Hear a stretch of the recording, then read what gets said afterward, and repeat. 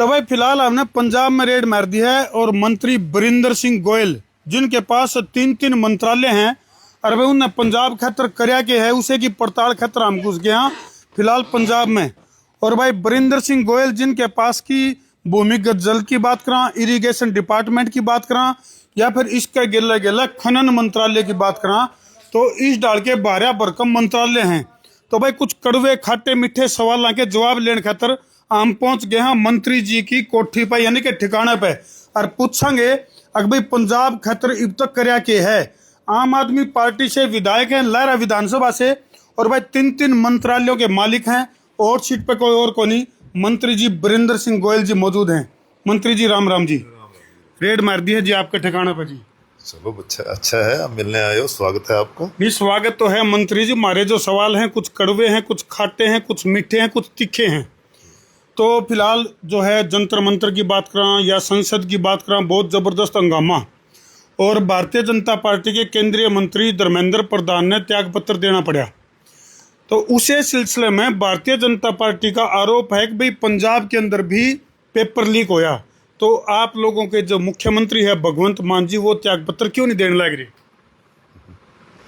इसलिए त्यागपत्र दे दें कि धर्मेंद्र प्रधान ने इस्तीफा दे दिया। अभी उत्तर का तो होनी चाहिए।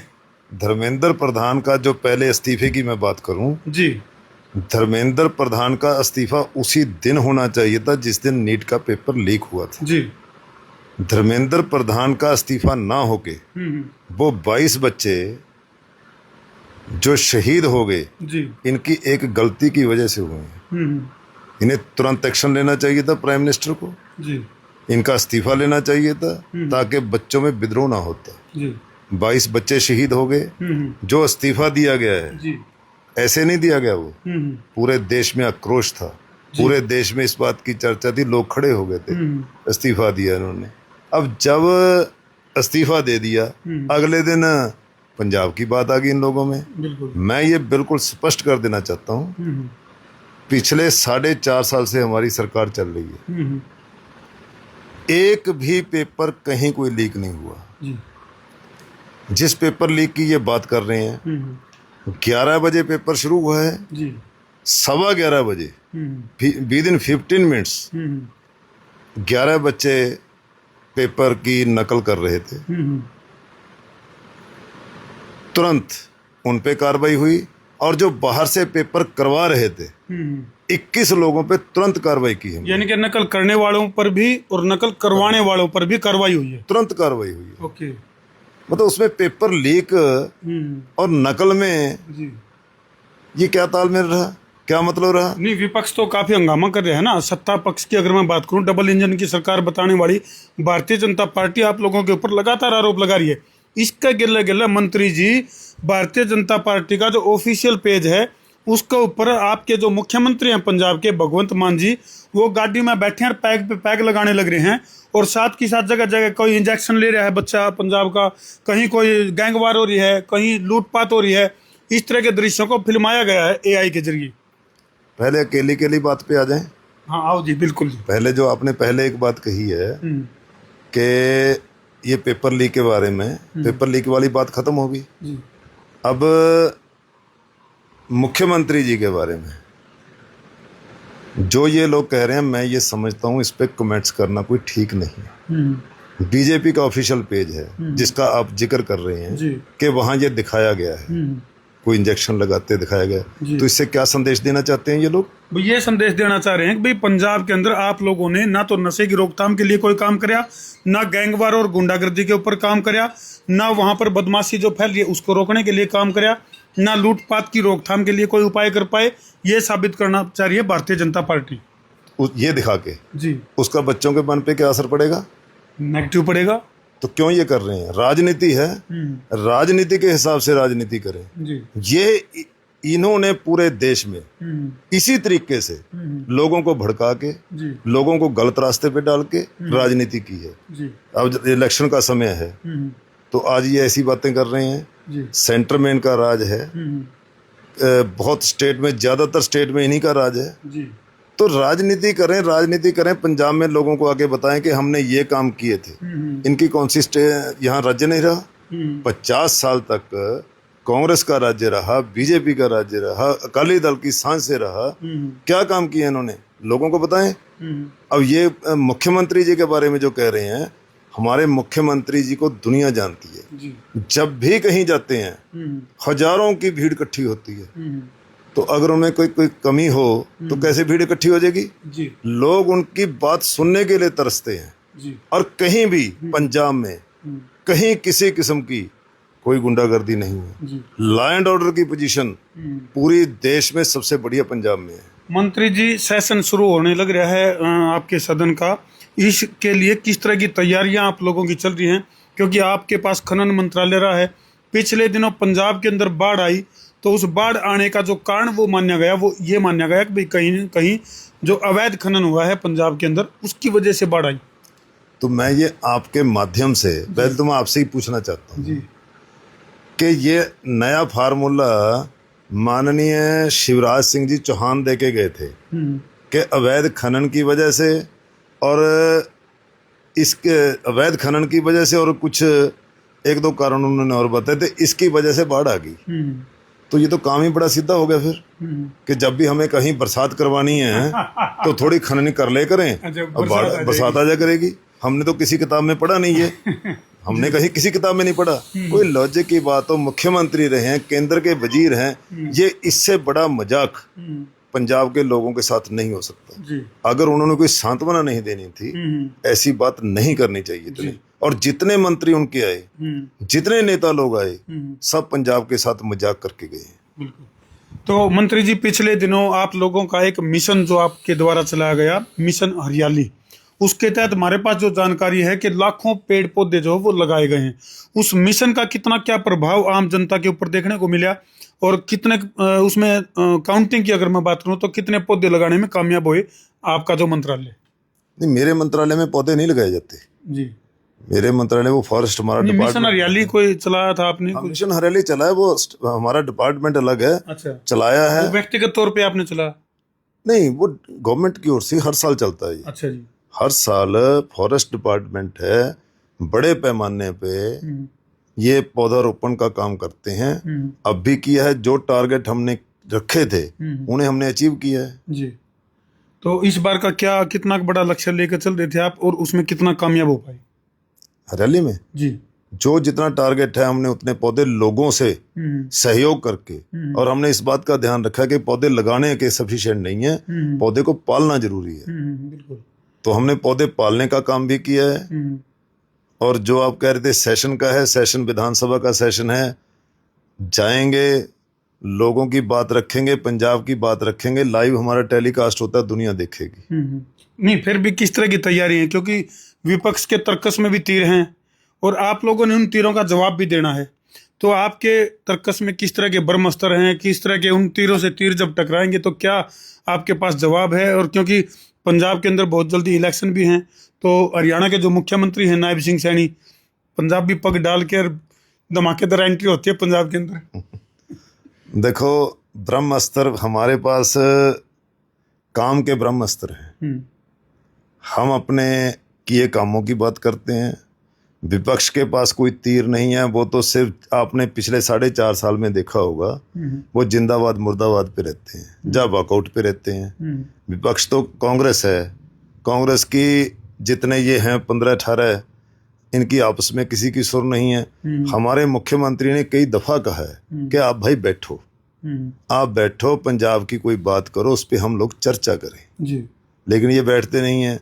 और बीजेपी के तो 2 हैं, एक कभी आ जाता है, कोई नहीं आ जाता है, अकाली दल का सिर्फ एक है, तो कोई विपक्ष है ही नहीं। आपकी टक्कर कांग्रेस के साथ है कि बीजेपी के साथ है? इस बार का जो दंगल होगा, इस बार का जो चुनावी दंगल है, उसमें आप अपनी टक्कर जो है वो कांग्रेस के साथ मान रहे हो या भारतीय जनता पार्टी के साथ मान रहे हो? देखो, वैसे तो कोई, हर कोई कहता है हम किसी को कमजोर नहीं मान के चलते, हर कोई कहता है कि हम मजबूत है, हमारा कोई मुकाबला नहीं है, और ये असलियत है। मैं पंजाब सरकार के किए कामों के आधार पे कह सकता हूँ, क्योंकि लोग सिर्फ और सिर्फ काम को देखते हैं। लोगों का हमने विश्वास जीता है। पंजाब की राजनीति में हम आम आदमी पार्टी पहली पार्टी और पहली सरकार है जिन्होंने लोगों का विश्वास जीता है। नहीं, पंजाब में क्या था, लोगों का विश्वास राजनीतिक लोगों से हट गया था। जी। उन्हें ये हो गया था कि ये तो झूठ बोलते हैं, क्योंकि हुआ ऐसा था। हमारे पहले जो नेता थे, पहले मोदी जी थे, मोदी जी ने कह दिया था कि 15-15 लाख खातों में डाल देंगे। हमारे लोग बहुत जल्दी खाते खुलवाने में लग गए। जी, आपने भी खुलवाया था? नहीं, हमने नहीं खुलवाया था, क्योंकि हमें तो पता था ना इनकी जुमलेबाजी का, हमें तो पता था जी। अच्छा, दूसरे यहाँ कांग्रेस की सरकार रही, उन्होंने फार्म भरवा लिए, हम हर कोई किसी को नौकरी दे देंगे, किसी ने कह दिया नशा बंद कर देंगे, ऐसा कुछ होता रहा है पंजाब में। लोगों का विश्वास उठ गया था, लेकिन हमने लोगों का विश्वास जीता है। पहली पार्टी है जिसने जो गारंटियां हमारे नेशनल कन्वीनर अरविंद केजरीवाल जी ने दी थी, सभी पूरी की है। जो नहीं कहा था वो पूरा किया है। इसलिए मैं कितने कामों के आधार पे कह सकता हूं कि जितने काम हमने किए हैं पिछले 50 साल में कोई सरकार नहीं कर सकी। मंत्री जी, कारण क्या है कि पंजाब के अंदर आप लोगों का जो दावा है कि भी बहुत बढ़िया काम कर दिया, उसके बावजूद भी हरियाणा में पांव क्यों नहीं पसार पाई आम आदमी पार्टी? कि या SYL का पानी नहीं दिया, इस बात से नाराज हैं हरियाणा वाले, या कोई और कारण है? नहीं, आप हम SYL पे बात कर लेते हैं। करो जी। SYL क्या है, मुझे बताओ क्या मुद्दा? ये मुद्दा सिर्फ और सिर्फ राजनीतिक मुद्दा है। जब चुनाव होते हैं तो हरियाणा में जब चुनाव हुए थे ना, जब SYL उसके बाद कहीं मुद्दा है? तो मंत्रालय वादा करते हो हरियाणा वाले ने कि हाँ भाई दे देंगे। हरियाणा हमारा भाई है, हमने तो कभी उनसे ऐसा आज तक हमने सोचा तक नहीं है। हम सब इकट्ठे हैं जी। पंजाब का नुकसान, हरियाणा का नुकसान, पंजाब का फायदा, हरियाणा का फायदा एक है। जो आप हरियाणा को पानी देने की बात कर रहे हो जी। जब पिछले साल बहुत बड़ी गड़बड़ चली और उसमें पंजाब की 1% गलती नहीं थी। एक सिस्टम है, फिलिंग पीरियड होता है, तो फिलिंग पीरियड में जितना 30 सितंबर तक पानी भागड़ा डैम में आ जाता है जी, पौंग डैम में आ जाता है, उस पानी की बंटवारा हो जाता है। वो 22 मई तक यूटिलाइज करना है। अच्छा जी। 22 मई तक कोई स्टेट का जितना शेयर है वो 22 मई तक यूटिलाइज कर ले, 6 महीने में कर ले, दिसंबर तक कर ले, उसकी मर्जी है। हरियाणा अपना हिस्सा बहुत जल्दी यूटिलाइज कर रहा था। अच्छा। हम बीइंग ए नेबरर, अच्छे नेबरर, अच्छे पड़ोसी होने के नाते अच्छे पड़ोसियों ने करते नहीं, हमारी जिम्मेदारी नहीं थी। अब 22 मई तक उन्हें यूटिलाइज करना है, उनका पानी है, वो एक दिन में कर ले।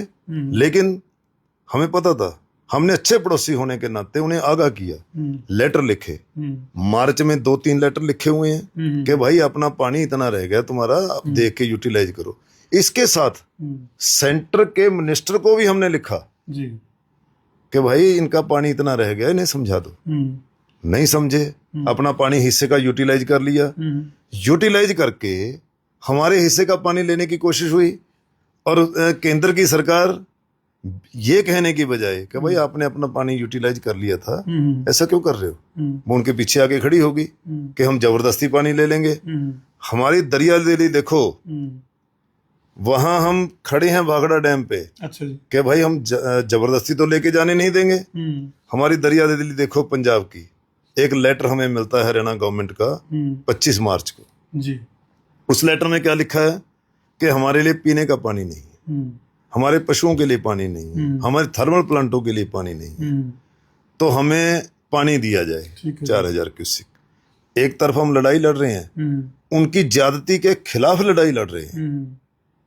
लेकिन जैसे ही लेटर मिला, हालांकि वो लेटर गलत था। आपकी 3 करोड़ आबादी है ना हरियाणा की जी। 3 करोड़ आबादी के लिए कितना पानी चाहिए डेली? अगर 130 लीटर पानी डेली कंज्यूम हो एक आदमी, तो 4000 क्यूसेक पानी बनता है। 130 लीटर कौन पानी यूटिलाइज करेगा? लेकिन उस लेटर में ये लिखा था कि पीने के लिए पानी नहीं है, थर्मल प्लांट के लिए पानी नहीं है। तो हमने अपनी दरिया दिली दिखाते हुए इंसानियत के नाते हमारे मुख्यमंत्री सरदार भगवान सिंह मान ने तुरंत डिसीजन लिया कि इस लेटर के जरिए में तुरंत पानी रिलीज कर देना चाहिए।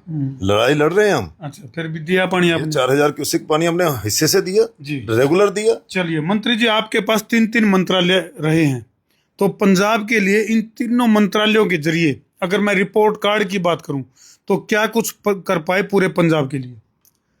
हमने ऐसा काम किया है जो पिछले 50 साल से कोई सरकार नहीं कर सकी। हमारे जो ग्राउंड वाटर था, हमारा ग्राउंड वाटर इस कदर नीचे चला गया था कि भविष्यवाणी हो गई थी कि 2037 तक पंजाब रेगिस्तान बन जाएगा। वो तो बाढ़ में हो गया, वाटर लेवल ऊपर आ गया होगा, अभी जब पीछे बाढ़ आई थी। नहीं कुछ नहीं हुआ। अच्छा जी। उससे कुछ नहीं हुआ। बाढ़ आने से पानी एकदम बह जाता है। अच्छा।